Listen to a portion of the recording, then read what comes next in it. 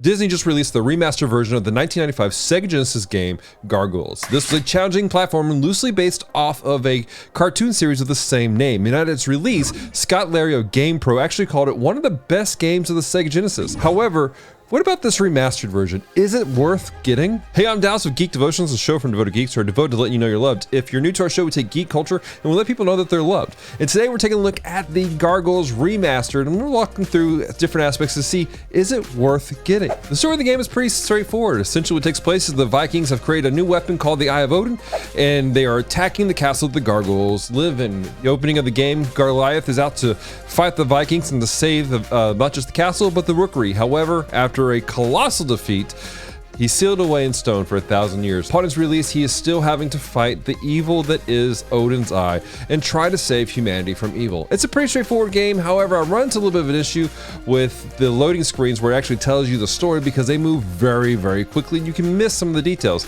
Other than that, it's a pretty fun story. The remaster art is actually really quite nice to behold. It harkens back to a lot of the nostalgic feelings of the original cartoon series. In fact, after playing it, I wanted to go watch more of the cartoon. Sadly, however, some of the art style is relatively flat and actually loses some of the dark grittiness of the franchise as a whole. A selling point though is that you can flip over to the original art styles from the original 16-bit era Sega Genesis game, which was a lot of fun and brought a lot of nostalgic feelings. In fact, it did a better job of capturing the gothic feel of the franchise as a whole. A downside though is that it really wasn't quite connected to the original series. It felt very different actually from what the original cartoon was. This isn't necessarily a bad thing because legitimately it looked really nice for the 16-bit era and added a nice ambience to things. It just wasn't really well connected to the original series for me. The music in both the classic and remastered are actually quite lovely. In the remastered version, you have this beautiful orchestrated music that fits the tone of the cinematic world that they're trying to create, again, taking you back to the original cartoon series. The sound effects within the remastered version also felt very natural. They seemed like they belonged to what was taking place within the game. Meanwhile, the 16-bit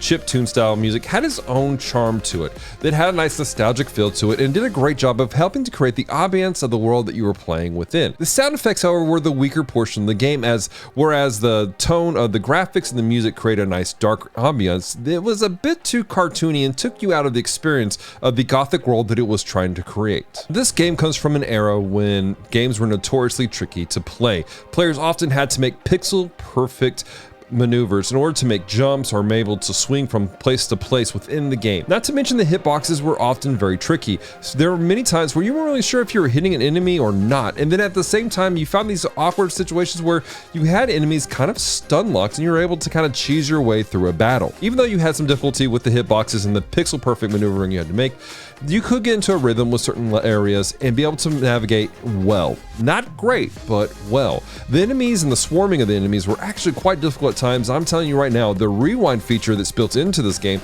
is your friend as you play the game through. So is Gargoyles worth getting and worth playing? The game does a fantastic job of hitting all the nostalgic buttons for older gamers. At the same time, the remastered artwork and music are genuinely beautiful and gorgeous to listen to and take in. While still having many of the original issues from when the game was first released, the rewind feature makes a world of difference in trying to play this game all the way through. With a release price of only $15, while it's not necessarily a must-get game right now, it's actually a quite fun game to get if you're a nostalgic game player or if you just have a few extra coins hanging around. That's our review for today. If you guys like this video, make sure you hit the thumbs up button and consider sharing this with other individuals who are thinking about picking up this game. If you like what we do here at Geek Devotions, hit the subscribe button and check our website geekdevotions.com where you can see reviews and articles and other things that we do on a week-to-week basis. They're designed to let people know they're loved and they're cared for and that there is a plan and a purpose for their lives.